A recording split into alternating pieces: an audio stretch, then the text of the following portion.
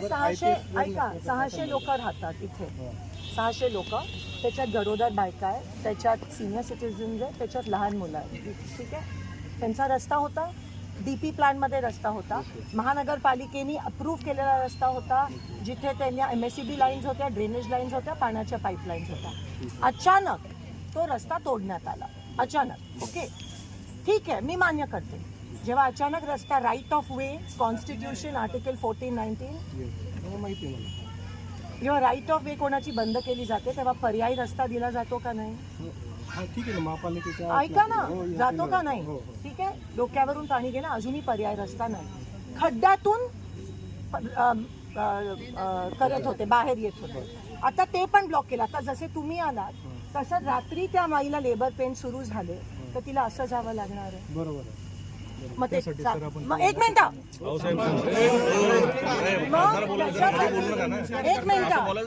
Minute, त्याच्यासाठी इतके दिवस जर पर्यायी रस्ता मागतायत तर तो दिला गेला पाहिजे का नाही? महापालिकानं दुसरीकडे कोणाकडे?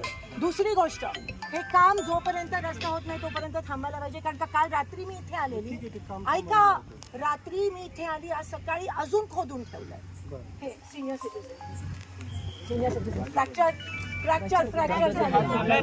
या बायका आहेत, या बायका लागलेलं आहे, पडलो आम्ही 2-3 तुम्हाला काय मागून रस्ता पाहिजे काय? बघा रस्ता कुठे पर्यायी पाहिजे. एक मिनिट.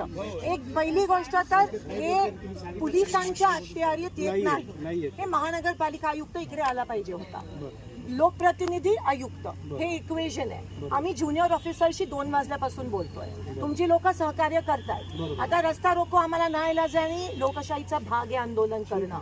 कारण का हा विषय गेले 10-12 दिवस चालू आहे. इकडे 600 लोक राहतात, 600 लोक राहतात. तुम्ही कॅमेरा मागे करा, माझ्याकडे नको. ती पूर्ण 600 लोकांची जी सोसायटी आहे ती ब्लॉक केली आहे. त्यांना बाहेर येण्यासाठी, आत जाण्यासाठी आता रस्ताच राहिला नाहीये. मुलं उद्यापासून शाळेला जाऊ शकणार नाहीत, दूधवाला येऊ शकणार नाही, रोजचं सामान खरेदी करा जाऊ शकणार नाही. मरण पावतील इकडची लोक. बघा काय पद्धतीत केलंय त्यांनी, सगळा रस्ता खोदून ठेवलाय. तुम्ही पॅन करा, तुम्ही तिथे बघा, रस्ता खोदून ठेवलाय.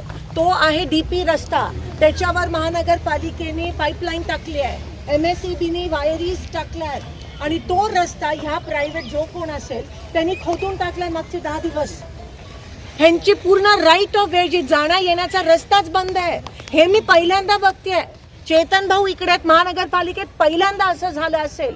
जेव्हा एक रस्ता ब्लॉक होतो तेव्हा पण त्यांना पर्यायी दुसरा रस्ता करत असतो, तो पण नाहीये. हे तुम्ही खड्डे बघा, ह्या खड्ड्यातून चालून आले.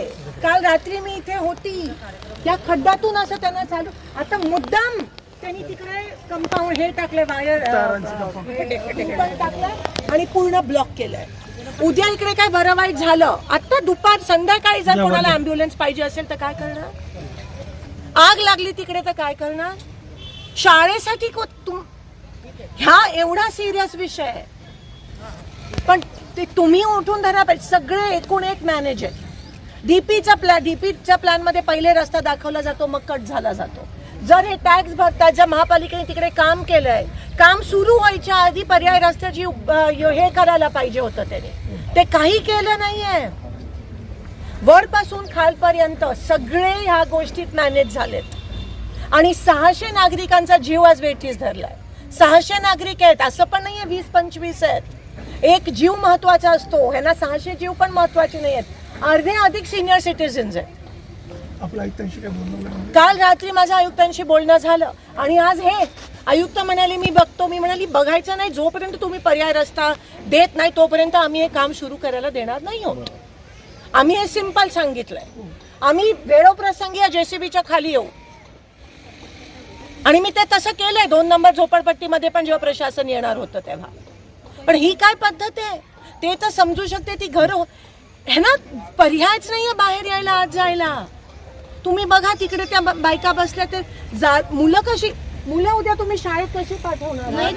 शाळा बंद आहे अर्धी लोक कामाला पण जाऊ शकत नाही. दूधवाला बंद झालेत यायचे अर्धी लोक आताच हे किती महत्वाचा गंभीर विषय तुम्ही मला सांगा.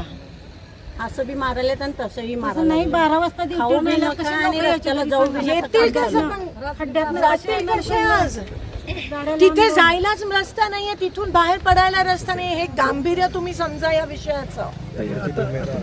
मी सांगितलं जोपर्यंत तुम्ही पर्यायी रस्ता देत नाही तोपर्यंत आम्ही हे काम होऊ देणार नाही.